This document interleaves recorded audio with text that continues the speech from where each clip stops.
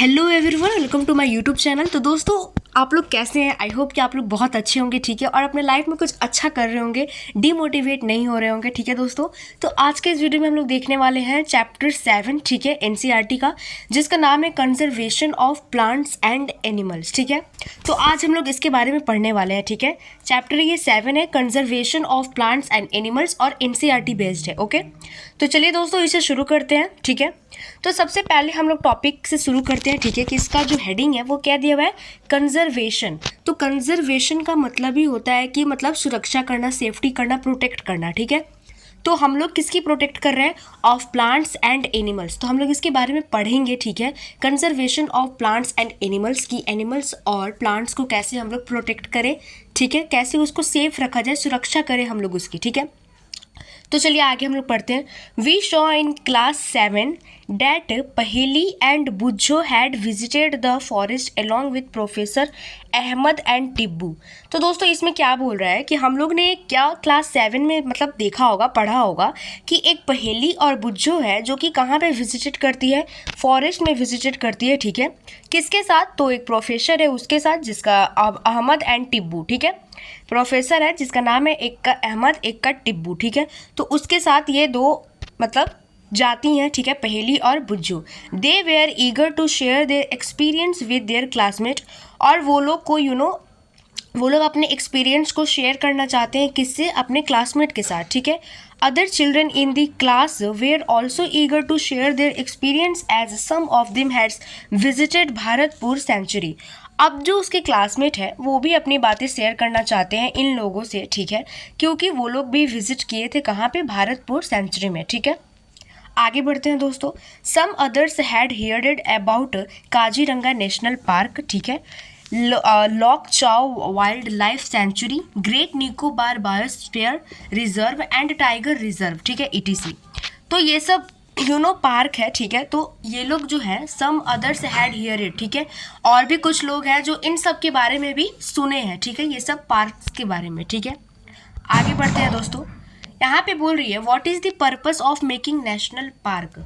इसमें बोल रहा है कि आखिर नेशनल पार्क बनते क्यों है, ठीक है। Wild life sanctuaries and biosphere reserves, आखिर इन सब पार्क को बनाया क्यों गया, आखिर इसका मेन पर्पस क्या है, ठीक है, इसके पीछे का मेन पर्पस क्या है, ठीक है दोस्तों। उसके बाद हम लोग पढ़ते हैं डिफॉरेस्टेशन एंड इट्स कॉजेज, ठीक है। अब डिफॉरेस्टेशन के बारे में हम लोग पढ़ेंगे और उसके कॉज के बारे में हम लोग पढ़ेंगे, ठीक है। A great variety of plants and animals exist on earth. अब आप सबको दोस्तों पता है कि अर्थ पे बहुत सारे प्लांट्स हैं और बहुत विभिन्न तरीके के हैं, ठीक है। बहुत सारे प्लांट्स और एनिमल्स हैं जो कि बहुत विभिन्न तरीके के हैं, ठीक है। वैरायटी ही वैरायटी है, ठीक है, एक से एक वैरायटी है, मतलब सब एक दूसरे से अलग है, सबके पास बायोडाइवर्सिटी में भी तो हम लोग यही पढ़ते हैं ना। They are essential for the wellbeing and survival of mankind. Today a major threat to survival of this organism is deforestation. We know that deforestation means clearing of forest and using that land for other purpose. अब यहाँ पे दोस्तों क्या बोल रहा है, deforestation का मतलब बता रहा है, ठीक है। डिफॉरेस्टेशन आखिर क्या होता है? तो डिफॉरेस्टेशन मतलब जैसे कि कहीं पे जंगल है, ठीक है, तो हम लोग उसको कट करके वहाँ पे कुछ और बना रहे हैं, ठीक है, और जो बना रहे हैं वो भी कुछ हेल्प मतलब उसका भी बहुत ज़रूरी है, तो हम लोग वो चीज़ बना रहे हैं, ठीक है। तो यहाँ पे वही बोल रहा है deforestation means clearing of forest, मतलब फॉरेस्ट को पूरा क्लियर कर देना, और यूजिंग डैट लैंड, और उस लैंड का यूज़ करना कोई और पर्पज़ के लिए, ठीक है, जैसे कि स्कूल्स बनाने के लिए, कंपनीज वगैरह बनाने के लिए, या फिर कोई भी अदर पर्पज़ से हम लोग ऐसा करते हैं, ठीक है। Trees in the forest are cut for some of the purpose mentioned below.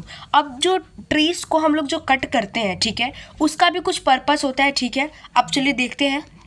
Procuring land for cultivation, building houses and factories, making furniture और using wood as a fuel.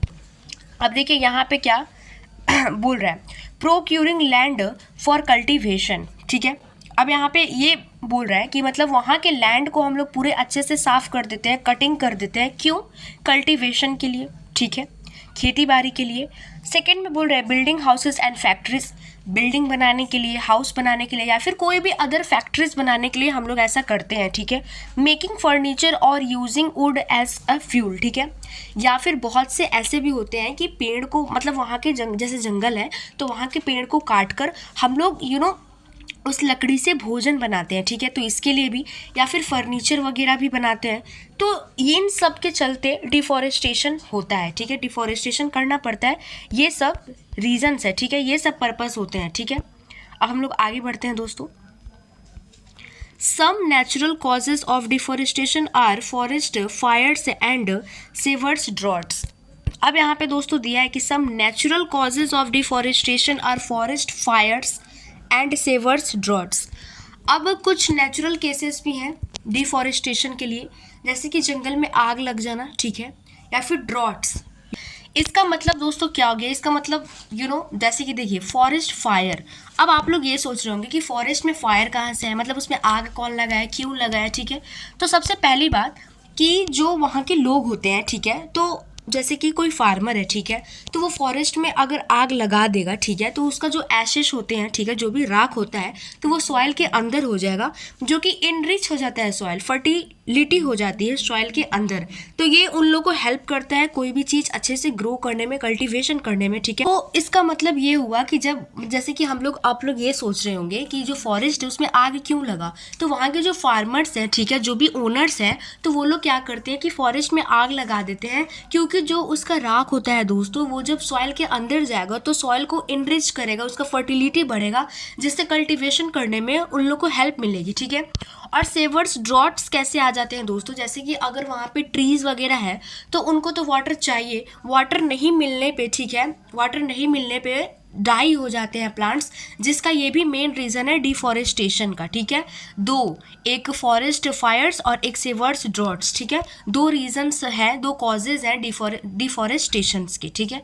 अब यहाँ पे हम लोग देखते हैं activity 7.1, add more causes of deforestation to your list and classify them into natural and man made. इसमें आप लोग को ये बोल रहा है कि आप लोग और कॉजेज को ऐड कीजिए, ठीक है, डिफॉरेस्टेशन का आप लोग एक लिस्ट बनाइए, ठीक है। क्लासीफाई देम इनटू नेचुरल और मैन मेड, और उसमें आप लोगों को क्लासीफाई करना है कि कौन सा नेचुरल है और कौन सा मैन मेड है। तो दोस्तों यहाँ पे आप लोग देख सकते हैं कि ये जो दोनों है ये तो नेचुरल है, ठीक है, और जो इसके नीचे वाला जो ये सब हो गए, ये सब, ठीक है, ये तीन, तो ये हो जाएगा आप लोग का मैन मेड, ठीक है, ये क्या हो जाएगा, मैन मेड। तो आप लोग को ये एक्टिविटी 7.1 में बोल रहा है आप लोग एक लिस्ट बनाइए, ठीक है, कि कौन सा नेचुरल कॉजेज है और कौन सा मैनमेड कॉजेज है डिफॉरेस्टेशन के लिए, ठीक है। यहाँ तक हम लोग रहने देते हैं, ठीक है। तो नेक्स्ट वीडियो में हम लोग पढ़ेंगे कॉन्सिक्वेंस ऑफ डिफॉरेस्टेशन, इसका पार्ट 2 जल्द ही रिलीज होगा, ठीक है दोस्तों। तब तक के लिए आप लोग वीडियो पे बने रहें, लाइक करें, सब्सक्राइब करें, शेयर करें, ठीक है दोस्तों। और आप लोग मेरे बायोलॉजी वाले वीडियो पे बहुत सारा प्यार दिखा रहे हैं, तो इसके लिए बहुत बहुत शुक्रिया। मेरे एक वीडियो पे 400+ व्यूज़ गए हैं, तो ये मेरे लिए बहुत ही अच्छी बात है, मतलब मुझे बहुत अच्छा लगता है कि लोग मेरे वीडियो को देख रहे हैं, पसंद कर रहे हैं, ठीक है, कमेंट कर रहे हैं, मुझे बहुत अच्छा लगता है। तो thank you so much for always supporting me and keep supporting दोस्तों, ठीक है। तो मिलते हैं नेक्स्ट वीडियो में, पार्ट 2 में मिलते हैं दोस्तों। तब तक के लिए आप लोग अपना ध्यान रखें, ठीक है दोस्तों। थैंक यू, जय हिंद, जय भारत।